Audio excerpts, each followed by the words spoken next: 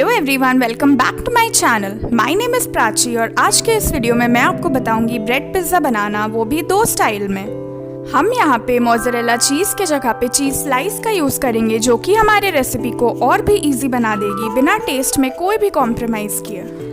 अगर आप मेरे चैनल पे नए हैं तो प्लीज़ सब्सक्राइब का बटन दबा दें to get more delicious recipes like this. So, if you're interested to make delicious bread pizzas as mine at home, then do keep watching.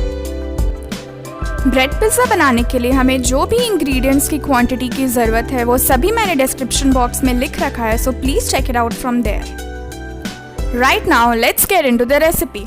सबसे पहले हम पिज़्ज़ा सॉस बनाएंगे। अगर आपके पास ऑलरेडी किसी ब्रांड का पिज़्ज़ा सॉस घर पे पड़ा है तो आप उसे भी यूज़ कर सकते हैं, but I chose to make my own fresh pizza sauce. सारे स्टेप्स बहुत ही आसान हैं। आपको सबसे पहले टमाटर लेकर के लगभग 8 से 10 मिनट तक बॉईल करना है। मैंने 3 टमाटर का इस्तेमाल किया है। जब टोमेटोज बॉईल हो जाए तो इसे एक प्लेट में निकाल के ठंडा कर लें और फिर इसकी स्किन पील ऑफ कर लें। इस पॉइंट पे इसकी स्किन बहुत आसानी से निकल जाएगी और इसके बाद हमें इसे रफली चॉप कर लेना है। अब एक सॉस पैन में तेल गरम करें। मैंने ऑलिव ऑयल का यूज़ किया है, आप रिफाइंड ऑयल भी यूज़ कर सकते हैं, बट ऑलिव ऑयल यूज़ करने से बहुत अच्छा टेस्ट आता है सॉस का। अब लगभग 20 लहसुन की कलियां ले लें। गार्लिक हमारा मेन इंग्रेडिएंट है जो कि हमारे सॉस को बहुत अच्छा टेस्ट देगा। लगभग 1 से 1.5 मिनट पकाने के बाद अब बारीक कटे हुए प्याज डाल दें। मैंने 2 मीडियम साइज़ के प्याज लिए हैं।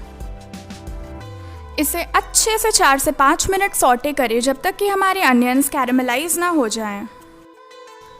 अब बारी है बॉइल्ड चॉप टोमेटोज को डालने की। साथ में स्वाद अनुसार नमक भी डाल दें और मीडियम फ्लेम पे पकाएं।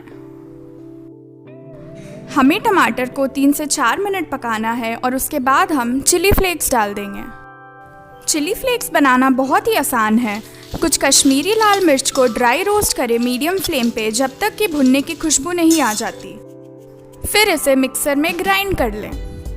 चिली फ्लेक्स डालने के बाद हमें ब्लैक पेपर डालना है और अगर आप चाहें तो थोड़ा सा टोमेटो सॉस भी डाल सकते हैं। टोमेटो सॉस का सब्स्टिट्यूट आप 1 टीस्पून चीनी से भी कर सकते हैं।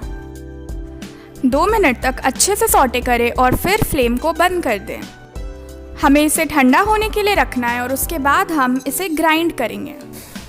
तो बस हमारा पिज़्ज़ा सॉस रेडी है to be used in the bread pizza. अब हम पिज़्ज़ा की स्टफिंग बनाएंगे। मैंने कैप्सिकम, प्याज और कॉर्न लिया है। आप अपनी चॉइस की वेजीज भी ले सकते हैं। Now we'll add a little tomato sauce, red chili sauce, green chili sauce, chaat masala, black pepper powder and salt. Give it a good mix और अब आएगी हमारी main ingredient, the pizza sauce. 3 से 4 टेबलस्पून सॉस मिक्स करें and our stuffing is now good to go.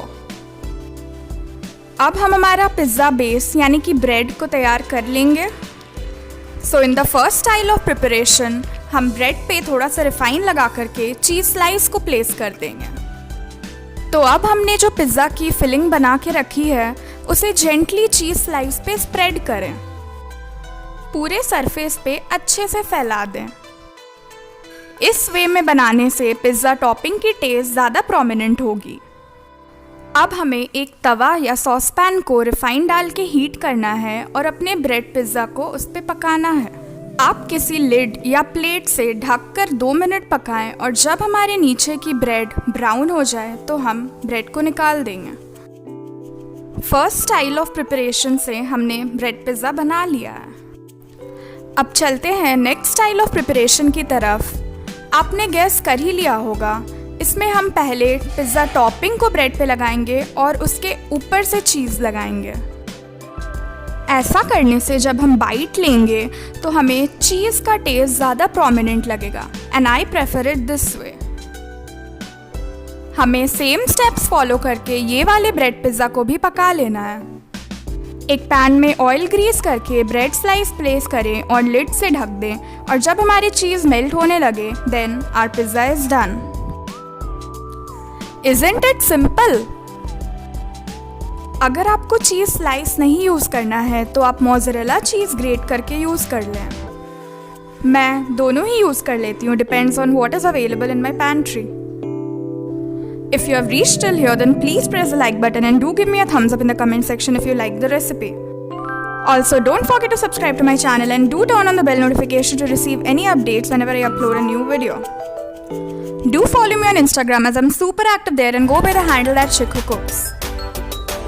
See you in my next one. Till then, goodbye.